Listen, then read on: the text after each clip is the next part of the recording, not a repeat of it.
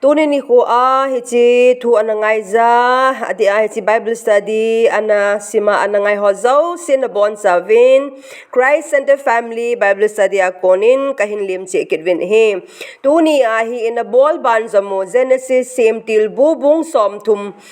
sung in a Bible study na nei khom ke dio he Pathen in Rachel Taona Asanpeh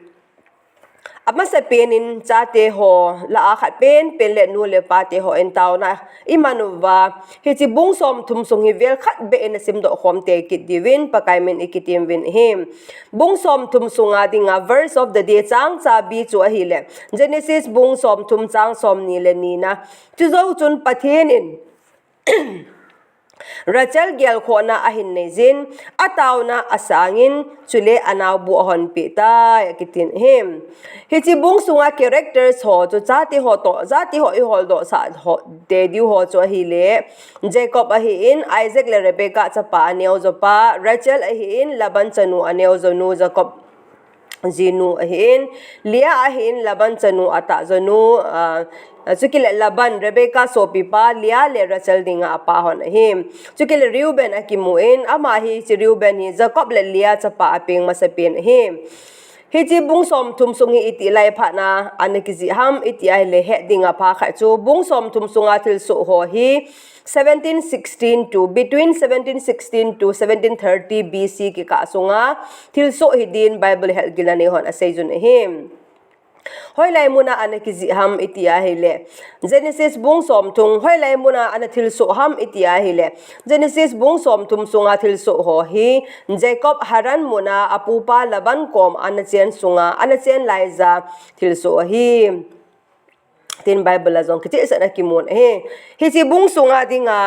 outline ho so ipi pitu sim ki mo mitia hele bung som thum sunga hin Rachel in Jacob adia cha ahin pi lo phana Leah athang set pina akimon Rachel in cha ahin lo zia aso nu bilha Jacob azipa Jacob zidia api na zong akimoi chule Pathen in Rachel ahin gel do anaobu ahon pi na kimona bung zong ahikit chule Rachel in Jacob adia Joseph ahin pi na zong akimon Jacob in Laban koma ato man atong adel na zong akimon him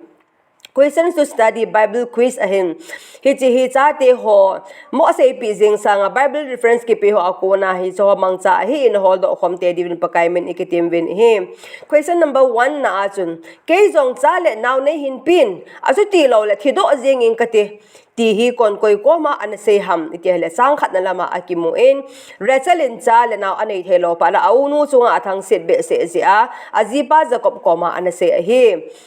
question number 2 na ahin Rachel in azipa Jacob anapi aso nu chu amin ipi ham itile chi hi chang thum na lama akimuin bilha ahim Rachel no so no so amin bilha akiti question number 3 na ahin Rachel so no bilha in Jacob adia ahin pi achapa chu amin sein hichi le chang gup na lama akimuin dan akitin him question number 4 na ahin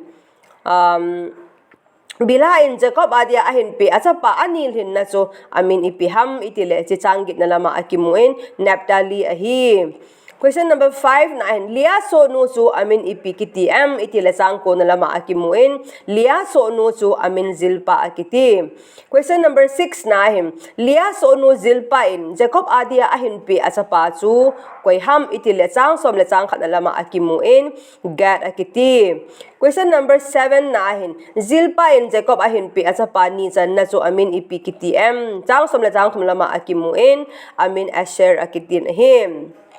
question number 8 na ahin Leah adi nga zolde ahin po pi achapa chu koi pin ham itile chang som le chang li na lama akimuin achapa ta pen chapa masapen Reuben ahi question number 9 na ahin kazipa nei la pi zong thil niaw chana bola kachapa zolde ai zong la pi ding nei ti ham kon koi koma an se ham itia hele chang som le chang na lama akimuin Leah in asobinu Rachel koma an se ahi question number 10 na ahin Leah in Jacob adia anahin pi achapa anga chan na chu amin ipi kitiam itile chang som le chang se gi lama akimuin Isakar akitin him question number 11 na ahin lia chapa guplhin na chu amin ipiham itia hele sang som ni lama akimuin jablun akiti. Question number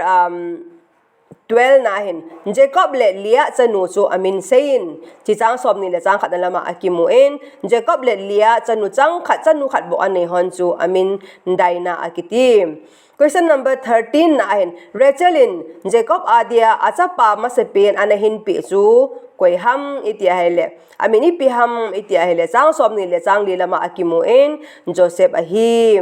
Question number 14 na ahin nei sultan ka holanga chi tange hi chi kon koi koma an se ham itile chang som ni le chang ana lama akimuin Jacobin azinu Rachelin Joseph ahin phara chu laban koma an se ahi. Question number 15 na ahin laban chu koi zia pathiren pathe anabu ham itile chang som ni le chang se ge lama akimuin laban pathe bo chan na chu Jacob zi ahi. Question number 16 na ahin laban in gel ngoi le kel cha ho chu koi to anasol mang tha em ati hele chang som thum le chang ana lama akimuin achapate to anasol mang tha e akitin him tu ne hi chi bung som thuma kona application jil do theding le CHATE se pi te ding ho chu akhat na choi hile hi chi bung som thuma kona imu do the khat do chu sa le naw nei thei na dia naw bu hong jong pathian ahin naw bu khatan jong pathian ahi ti hi ki che ten akimu chenin ahim pat asi chu pathianin lia naw bu ana hon pia Rachel naw bu ana kha pia pha chom kha jawa Rachel jong ataona je akona pathian naw bu an hon pi kin him Rachelin aunu lia chanei theina chu an eng set pizin azipa to anekina lhon ne him Pathen na pe lo thil zin mi chunga thang set bol hin naw bu hong the na pe the Pathen kom zo ataw zon athum na choi hile Jacob zen Pathen laban pathe anabu le zengin him Pathen pi mi na hile nang zia Pathen na in sung mi ahilouleh na kim na vela ho zau se pathe chan na dia na hin sim do ading nanga ko na pathe achan sa te ding hi ti sumil hi in ali na choi hile labanin ichana Jacob anazol he wangin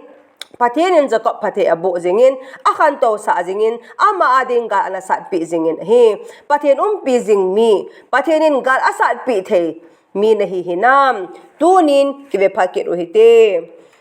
tunia so pi ol now Pathenin hichi quiz le hichi Bible study anasim ho zo si Pathenin ibon sabin e holimpi ta han ka ki pa amen.